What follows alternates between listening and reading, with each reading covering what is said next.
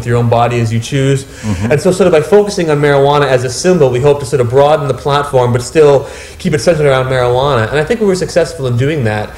We had a broad range of candidates from really all ends of the political spectrum. We had people who were past members of the Libertarian Party, as well as people who would call themselves socialists and who were involved with the NDP Party or the Green Party, which are both very sort of left-wing parties.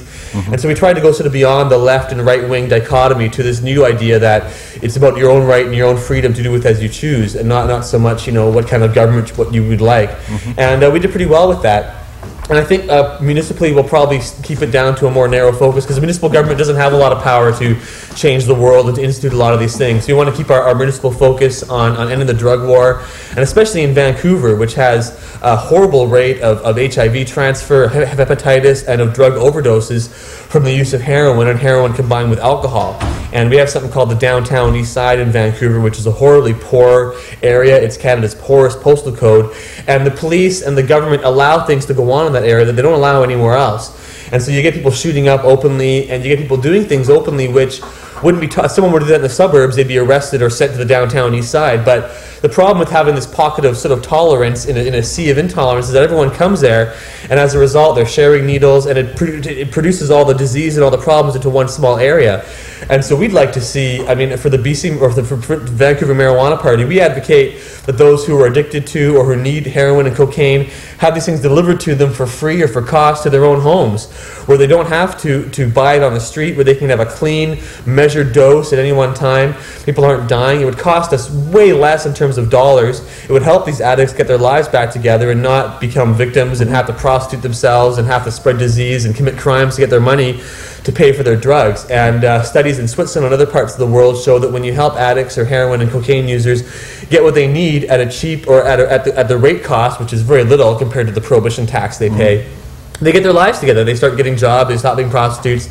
So we want to help these people to get out of their situation and create a positive environment for them. And something else that kind of ties in with the marijuana party is people talk about marijuana being a gateway drug, and they claim that if you smoke marijuana, it leads to heroin and cocaine. But for us, and from my experiences, often marijuana is a gateway back. And it helps those who are hooked on harder drugs, who are using harder drugs, to get off of those things. And so if we had legal marijuana for these people, it might help them to smoke pot instead of using harder drugs as well. And there's a certain dichotomy when marijuana is not available. When your drug of choice isn't available, you'll use something else, whether it's alcohol or cocaine or whatever. So by keeping marijuana off the market, our police and our government are really encouraging the use of harder, more dangerous drugs. And so I think by making marijuana more available, by having a more tolerant drug policy, we can save the city a lot of money, we can save a lot of lives, we can save the healthcare dollars, and we can make the city a better place. So to me, this seems a really no-brainer kind of policy. And I think it has support among a lot of people in Vancouver. People support these ideas typically with polls show people want legal marijuana. They want the police to focus on real crime. In Vancouver recently, or actually not recently, for almost 10 years, we've had prostitutes been going missing in the downtown east side and other parts of the city. They've been getting murdered by serial killers and just disappearing, and the police have not really cared about it. They did nothing about it because, well, they're just prostitutes. No one really cares, and they're not really worth our effort anyways. And so for the last 10 years, while these women are getting brutally murdered in the downtown east side, the police have always had more resources devoted to busting grow ops and to their green team than they have ever had to tracking down these serial killers. Now, they recently found it's been a really big case. Some of your viewers might have seen some of it on the news. It's got international coverage of this farm in Abbotsford where they've been taking these bodies and everything. And to me, it's just shocking that our police consider marijuana grow ops a higher priority than serial killing in human life. That's a horrible set of priorities for the police to have. And we want to change that and make it so that police are focused on real crimes. All right, and I'm hoping that we in Louisville can learn from your all's work and your all's model up here in Vancouver and your successes.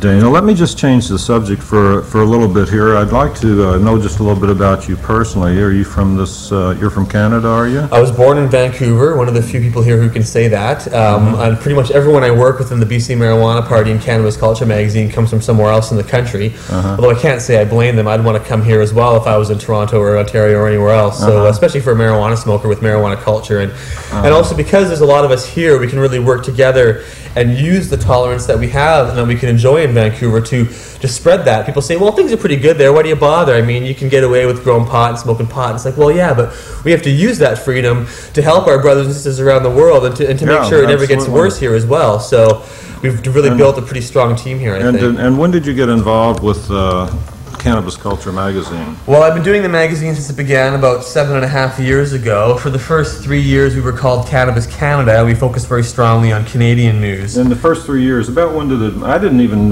hear of the magazine until maybe a few months ago, actually. Well, let me think. Our first issue came out in 1994, if I remember correctly. So you've been around for about 7 And yeah. And after the first 3 years, we were Cannabis Canada. Then we changed our name to Cannabis Culture as we became more internationally focused. You were here from... I'm the founding editor. Yeah, you're the founding editor. Yeah, right? before Cannabis Canada, there was a newsletter called Marijuana and Hemp, which was founded by Mark Emery, who's now our publisher of Cannabis Culture, and I'll be talking to him later on. He's also the president of the BC Marijuana Party and the owner of Mark Emery Direct Seed Sales. Great. And he came to Vancouver and he opened up a store called Hemp BC. And what we're in now is sort of the aftermath of Hemp BC, the BC Marijuana Party bookshop, essentially sort of the reincarnation of Hemp BC. And after he started a newsletter called Marijuana and Hemp. It started off as a little 4-page newsletter, then it became 8 pages and 16 pages, and it became too big for him. And I was around at the time, and I've always been interested in writing and working with words and with marijuana culture and activism. So I took it over, and after one issue of the newsletter, it became Cannabis Canada magazine, and it sort of taken off from them. And now we enjoy a circulation of about 76,000 copies across North America. We sell most of our copies in the U.S., which is pretty rare for a Canadian magazine, most of which get subsidies from the government to avoid American competition, whereas we're doing the exact opposite, which we're very proud of. And we're actually about to launch a German translation, which will be hitting the newsstands in Germany at the end of July, if all goes well. Right. Still a bit touch and go right now, but if all goes well, I got a team over there working on it, and I'm really hoping to release our magazine there. And it's a very favorable market in Germany when it comes to advertising. The problem with doing a magazine like for marijuana in North America is that advertisers who might want to come to your magazine don't want to advertise with us. People who sell bongs and pipes, most of them pretend their products are for tobacco use only because they don't want to get busted. And fair enough. I mean, Chills and Barms and the 3 biggest American retailers and wholesalers of bongs and pipes are all under indictment right now. So no doubt they don't want to advertise with us. And also the grow companies that sell hydroponics equipment, they don't want to talk about marijuana. They'll get busted too, especially in the States. So our advertising market's limited somewhat in North America.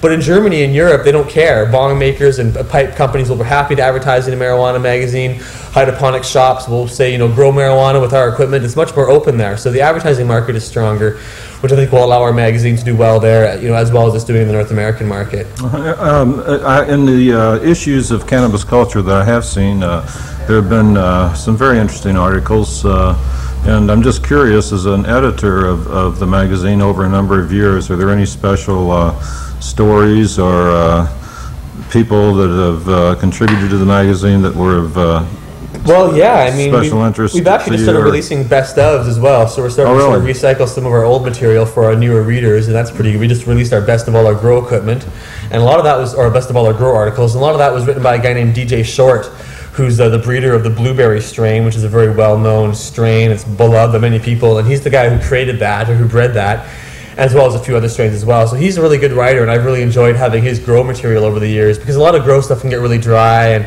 he brings the whole sort of philosophy to it. He has a lot of technical information that's really useful, but he has a sort of a philosophy and a vision behind it, which I really enjoy. Ed Rosenthal. Ed Rosenthal recently joined us about 1.5 years ago, or 2 years ago, I guess, and he used to write for High Times, so the world famous Ask Ed column.